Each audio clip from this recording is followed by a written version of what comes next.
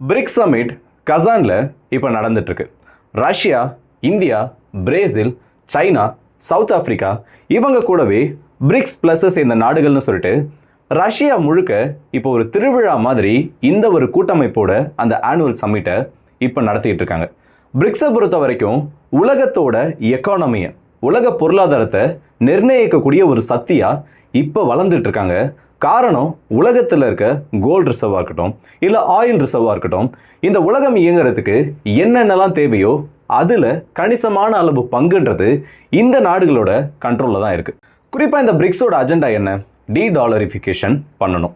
அமெரிக்கான்ற ஒரு நாட்டோட கண்ட்ரோலில், இல்லை அமெரிக்கான்னு வேண்டாம், உலகத்தோட கண்ட்ரோல்ன்றது ஒரே ஒரு நாட்டுக்கிட்ட இருக்குது.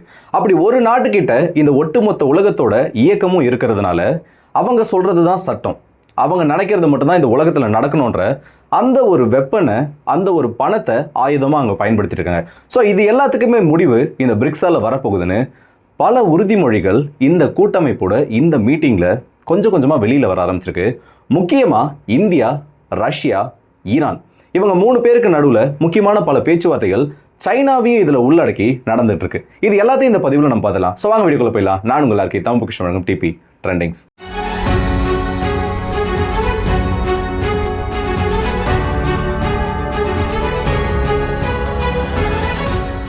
இந்தியாவோட பிரதமர் நரேந்திர மோடி அவர்கள் நேத்து கசானுக்கு கிளம்பி போயிட்டாங்க. இப்படி கிளம்பி போனதுக்கு அப்புறமா அவருக்கு உற்சாக வரவேற்பானது கொடுக்கப்பட்டது. பிரிக்ஸ் கூட்டமைப்பில் இருக்கக்கூடிய இல்ல பிரிக்ஸ் பிளஸ் சேர்ந்த நாடுகளோட தலைவர்கள் எல்லாருமே இப்போ பிரிக்ஸோட கூட்டமைப்புக்கு கலந்துக்கிறதுக்காக கிளம்பி போயிட்டாங்க. இப்படி போனதுக்கு அப்புறமா இதுல முக்கியமா நடந்திருக்க மீட்டிங் என்னன்னு பார்த்தோன்னா, இந்தியா ரஷ்யா நேரடியா இந்தியாவோட பிரதமரும் ரஷ்யாவோட அதிபரும் பிரிக்ஸோட சைட்லைன்ஸில் முதல் மீட்டிங்கை அட்டன் பண்ணுறாங்க. இப்படி அட்டன் பண்ணதுக்கு அப்புறமா ஒட்டுமொத்த உலகத்தோட கவனமும் இவங்களோட அவுட்புட், இல்லை இவங்க என்ன பேசுனாங்கன்றது தெரிஞ்சுக்கிறதுக்கு ரொம்ப ஆர்வமாக இருந்தாங்க.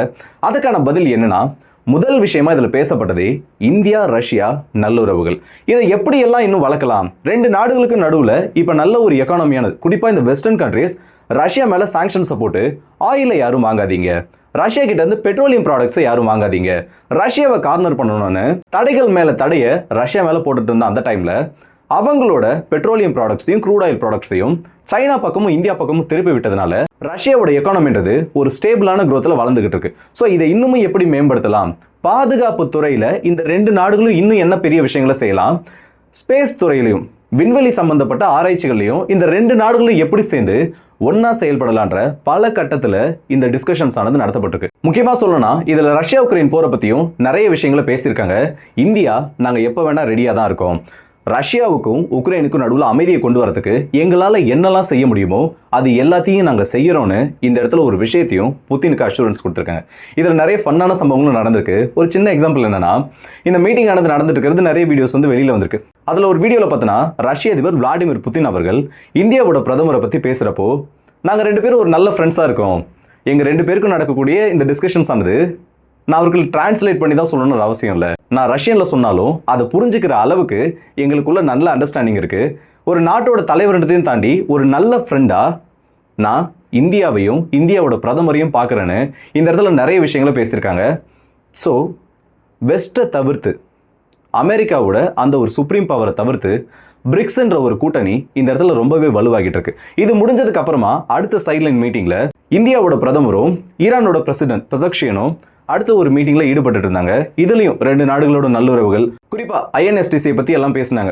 இந்த international north south transport corridor, இதுல ஈரானுக்கு ஒரு முக்கிய பங்கு இருக்கு. ஸோ ட்ரேடை எந்த லெவலெல்லாம் நம்ம இன்னும் அதிகப்படுத்த முடியும், வெஸ்டர்ன் கண்ட்ரிஸை தவிர்த்து ஒரு லேண்ட் காரிடார், இப்போ இந்தியாவுக்கு ஒரு சரக்கு வரணும்னா அது ரஷ்யாவில இருந்து கிளம்பி யூரோப் ரீஜனை ஆக்சஸ் பண்ணி யூரோப்ல இருந்து மிடில் ஈஸ்ட்டுக்கு அங்கிருந்து தான் அரபிய பெருங்கடல் வழியாகவும், இன்னொரு பக்கம் பார்த்தோன்னா சவுத் சைனா சி, நம்மளோட பே ஆஃப் பெங்கால், இந்த வழியாகவும் இந்தியாவை ஆக்சஸ் பண்ணிட்டு இருக்கு. ஆனால் இதுக்கு பல நாட்கள் ஏற்படும். சில சமயத்தில் ரஃபான சீ கண்டிஷன்ஸ் இருந்ததுன்னா ஒரு சில மாசங்களும் ஆகலாம். ஆனால் இந்த லேண்ட் காரிடார்ன்றது ரஷ்யாவோட செயின்ட் பீட்டர்ஸ்பர்க்குக்கும் ரஷ்யாவோட நிலப்பகுதிகளிலிருந்து நேரடியாக இந்தியாவை கனெக்ட் பண்ணுற மாதிரி லேண்ட் அண்ட் ரயில்வே நெட்வொர்க் மூலயமா பொதுத்துறை நிறுவனங்களாலையும் சில தனியார் நிறுவனங்களாலையும் இது கனெக்ட் பண்ணப்பட்டுச்சுன்னா இந்தியாவுக்கு வரக்கூடிய சரக்குகளோட அந்த நாள்ன்றது எவ்வளோ நாள் எடுக்குன்னு பார்த்தோன்னா, வெறும் 2 வாரத்துக்குள்ள ரஷ்யாவிலேருந்து ஒரு பொருளை ஏற்றி நம்மளால இந்தியாவுக்குள்ள அதை எக்ஸ்போர்ட் பண்ண முடியும், அதை டிரான்ஸ்போர்ட்டும் பண்ண முடியும். ஸோ இதை பற்றின சில விஷயங்களும் இந்தியா, ரஷ்யா, ஈரான் போன்ற நாடுகளால் முக்கியமாக இந்த இடத்துல பேசப்பட்டிருக்கு. இது எல்லாத்த விட ரொம்பவே ஒரு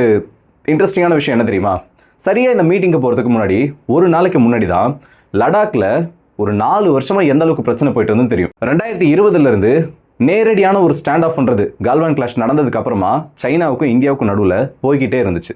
ஆனால் இப்போ அதை பற்றின ஒரு உயர்மட்ட அளவிலான சுமூகமான முடிவுகளை எடுக்கிறதுக்கு 2 தரப்புகளுமே இந்த இடத்துல ஒத்துட்டு இருக்காங்க.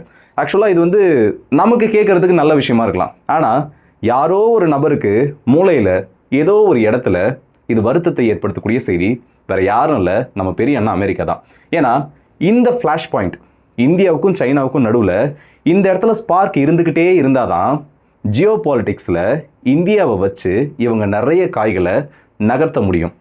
இந்த இடத்துல இந்த 2 நாடுகளும் ஒத்துமையாக இருந்துட்டாங்கன்னா சைனா வந்து நம்மளை எப்பயும் நிம்மதியாக வாழ விட மாட்டாங்க, அது வேற விஷயம். ஆனால் இருந்தாலும் இந்த 2 நாடுகளுக்கு நடுவில் பிரச்சனை இல்லாமல் இந்த பிராந்தியமானது அமைதியாக இருந்துருச்சுன்னா இதில் அமெரிக்காவோட இன்ஃப்ளூயன்ஸுக்கு வேலை இருக்காது.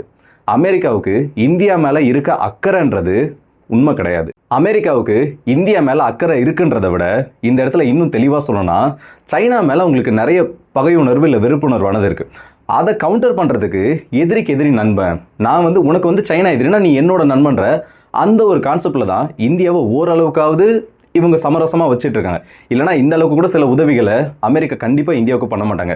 நிறைய பேர் இப்போ புதுசாக ஜியோ பாலிட்டிக்ஸ் படிக்கிறவங்களுக்கும் இல்லை புதுசாக இந்த ஜியோ பாலிட்டிக்ஸை பற்றி தேடிட்டு இருக்கவங்களுக்கும் ஏன்பா அமெரிக்கா வந்து நிறைய விஷயங்கள் வந்து இந்தியாவுக்கு நன்மைகளாக பண்ணிட்டு இருக்கு, அப்படியே வந்து இந்தியா ரஷ்யா பக்கமும் இல்லை ரஷ்யாவுக்கு சம்மந்தப்பட்ட அந்த ஒரு சில கூட்டணிகள் இருக்காங்க, நேரடியாக அமெரிக்கா கிட்டே உதவிகள் வாங்கலாம்னு. ஆனால் இந்த இடத்துல அமெரிக்காவோட கேம் பிளேவே வேற. ஒரு முக்கியமான நிலைமை இல்லை ஒரு முக்கியமான சுச்சுவேஷன் ஆனது வந்துச்சுன்னா அந்த இடத்துல இந்தியாவை கண்டிப்பாக அவங்க காப்பாற்ற மாட்டாங்க. எந்த அளவுக்கு இந்தியாவை பேக் ஸ்டாப் பண்ண முடியுமோ, ஏன்னா வரலாறுகளை திருப்பி பார்த்தோன்னா எல்லாமே அப்படி தான் நடந்திருக்கு. அவங்களால எந்த அளவுக்கு இந்தியாவை முதுகில் குத்த முடியுமோ அதை மட்டும்தான் பண்ணுவாங்க. அதை தவிர்த்து ஏதாச்சும் ஒரு உதவி, ஏதாச்சும் ஒரு நல்ல எண்ணத்தில் ஒரு உதவியை பண்ணாங்கன்னா அதுக்கு பின்னாடி 10 ஆப்பு நமக்கு ரெடியாக வச்சுருப்பாங்க. இதை யாராலையும் மறுக்கவும் முடியாது, மறைக்கவும் முடியாது. ஸோ இப்போ இந்தியாவுக்கும் சைனாவுக்கும் நடுவில் அந்த ஒரு ஃப்ளாஷ் பாயிண்டில் அமைதியானது வந்திருக்கிறது அமெரிக்காவுக்கு கண்டிப்பாக ஒரு நல்ல செய்தியாக இருக்காது. அமெரிக்காவுக்கு தேவையான முடிவுகளையும் அதுக்கு கொடுக்காது. ஸோ இப்போ பிரிக்ஸை பொறுத்த வரைக்கும் இந்த சம்மிட் ஆனது இன்னொரு 3 நாளைக்கு நடக்க போகுது. இந்த 3 நாளில் பல முக்கியமான முடிவுகளை இந்த பிரிக்ஸ் கூட்டணின்றது எடுக்க போகுது. இந்த பிரிக்ஸோட மெயினான பவர் என்ன தெரியுமா? எல்லாம் என்ன சொல்லுவீங்க, 3ல் 1 கோல்டு ரிசர்வ் உலகத்தில் இருக்கிறதுல இந்த பிரிக்ஸ் கூட்டமைப்பில் இருக்கிற நாடுகள் கிட்ட தான் இருக்குது. முதல்ல ரஷ்யா, அடுத்தது சைனா, அதுக்கு அடுத்தபடியாக இந்தியான்னு சொல்லிட்டு நம்மக்கிட்ட ஒரு 800 டன்னுக்கு மேலே ரிசர்வில் இருக்குது. ஆனால் இது ஒரு பெரிய விஷயம் கிடையாது. அப்புறம் என்ன, பெட்ரோலியம் ப்ராடக்ட்ஸோட உற்பத்தி இல்லை நேச்சுரல் கேஸோட உற்பத்தி. சவுதி அரேபியாலாம் உள்ளே வந்துட்டாங்கன்னா ஒரு 70% வரைக்கும் உலகத்தோட ஆயில் உற்பத்தி இவங்களோட கண்ட்ரோலில் வந்துடும். அதுவும் கிடையாது. வேற என்ன, டெக்னாலஜியா இல்லை மிலிட்டரி பவரா? ஒட்டுமொத்த நேட்டோவும் ஒரு பக்கம், சைனா, ரஷ்யா, இந்தியா இந்த 3 நாடுகளும் ஒரு பக்கம். அப்போ இதுதான் பெரிய பவரா? மிலிட்டரி வைஸ் பார்த்தோன்னா பிரிக்ஸ் வந்து நேட்டோவை விட ஒரு பெரிய அமைப்பா? அதுவும் கிடையாது. அப்போ இதில் எது தாண்டா முக்கியமான விஷயம்? இதில் எது தான் வந்து பிரிக்ஸை ஒரு சுப்ரீம் பவராக மாற்றுதுன்னா ஆயுதங்களோ தொழில்நுட்பமோ இது எதுவுமே பிரிக்ஸை ஒரு சக்தி வாய்ந்த அமைப்பாக மாற்றாது. முதல் விஷயம் பொருளாதாரம், 2வது விஷயம் மேன் பவர், 3வது விஷயம் மக்கள் தொகை. இந்த 3 மட்டும்தான் பிரிக்ஸ் கூட்டமைப்பை அடுத்த கட்டத்துக்கு கொண்டு போகக்கூடிய இல்லை பிரிக்ஸோட பவரை இந்த உலகத்தில் அடுத்த கட்டத்துக்கு எடுத்து போகிற ஒரு சுப்ரீம் பவர்னே சொல்லலாம். இந்தியாவையும் சைனாவையும் பொறுத்த வரைக்கும் இதை அடிச்சுக்கிறதுக்கு உலகத்தில் வேற எந்த ஒரு மார்க்கெட்டும் கிடையாது. நீங்கள் அமெரிக்காவோட ஒரு ப்ராடக்டை லான்ச் பண்ணாலும் சரி, இல்லை உலகத்தோட எந்த ஒரு மூலையில் எதனா ஒரு ப்ராடக்டை லான்ச் பண்ணாலும் சரி, இந்தியன் மார்க்கெட்டுக்கு வந்தால் தான் அந்த ப்ராடக்டோட ப்ராஃபிட்ன்றது இன்னைய வரைக்கும் நிர்ணயப்பட்டு இருக்கு. இதில் நிறைய பேர் சொல்லலாம், இங்கே இருக்க நிறைய பேர் வந்து பாவர்ட்டி லைனுக்கு கீழே தானே இருக்காங்க. அத்தியாவசிய பொருட்களை தாண்டி ஆடம்பர பொருட்களை எப்படி இங்கே விற்க முடியும்னு, ஆடம்பர பொருட்கள்ன்ற அந்த ஒரு கேட்டகரிக்கு நான் போகல. ஆனால் நம்ம தினமும் பயன்படுத்திட்டு இருக்க பொருட்களில் வெளிநாடுகளில் உற்பத்தி பண்ணப்பட்ட பொருட்களோட எண்ணிக்கைன்றது நாளுக்கு நாள் அதிகமாயிட்டே இருக்கு. ஒரு பணக்காரன் ஒரு காரை 10 லட்ச ரூபா போட்டு வாங்குறதும் வெறும் ஒரு 10 ரூபா சோப்பு, வெளிநாட்டில் தயாரிக்கப்பட்ட ஒரு 10 ரூபா சோப்பை ஒரு நாளைக்கு 50 லட்சம் இந்தியர்கள், 50 லட்சம் இந்தியர்கள் கூட வேணாம், அதே 10 லட்சம் இந்தியர்கள் வாங்கினாங்கன்னா அந்த கார் வாங்கின கம்பெனிக்கு இல்லை காரை விற்ற கம்பெனிக்கு கிடைக்கக்கூடிய லாபத்தை விட இந்த சோப்பை விற்ற அந்த கம்பெனிக்கு கிடைக்கக்கூடிய லாபம்ன்றது பல மடங்கு அதிகமாக இருக்கும். ஸோ இப்படி ஒரு மார்க்கெட், இப்படி ஒரு மேன் பவர், இந்த அளவுக்கு அதிகமான ஜனத்தொகை இருக்கிறது தான் இந்த நாடுகளோட ஒரு சுப்ரீம் பவர்னே சொல்லலாம். இந்த பவரை யூஸ் பண்ணி டாலரோட வேல்யூவை மட்டும் கொஞ்சம் ஷேக் பண்ணோம், இல்லை டாலரோட வேல்யூ மட்டும் கொஞ்சம் அசக்கி வச்சோன்னு வைங்க, இந்த நாடுகளை அடிச்சுக்கிறதுக்கு உலகத்தில் எந்த ஒரு கூட்டணி உருவானாலும் கண்டிப்பாக அதால முடியாது. ஆனால் ரியாலிட்டியில் இந்த மாதிரி நடக்குமா? இந்த நாடுகள் கிட்ட ஒத்துமை இருக்கான்னு பார்த்தோன்னா அதுதான் இல்லை. சைனா, ரஷ்யா, இந்தியா இதில் ஏதாச்சும் 2 நாடுகள் மட்டும்தான் புவியியல் ரீதியாகவும் சரி இல்லை பொருளாதார ரீதியாகவும் சரி 3 நாடுகளும் ஒரே நேர்கோட்டில் இருக்கணுன்றது ப்ராக்டிக்கலி கொஞ்சம் இம்பாசிபிளான விஷயம். இந்த தடைகள் எல்லாம் இவங்க தாண்டி வந்தாங்க, இல்லை இந்த விஷயங்கள் எல்லாம் இவங்களால ஓவர் கம் பண்ண முடிஞ்சதுன்னா கண்டிப்பாக அது பிரிக்ஸ் கூட்டமைப்போட அடுத்த ஒரு கட்டத்துக்கு எடுத்துகிட்டு போகிறதுல எந்த ஒரு சந்தேகமும் வேண்டாம். ஸோ இந்த வீடியோ பற்றி உங்களோட கருத்துக்களை கமெண்ட் செக்ஷனில் சொல்லுங்கள். அடுத்த வீடியோ சந்திப்போம். அது ஒரு எங்கிருந்து விடைபெறுது உங்கள் ஆர்கே.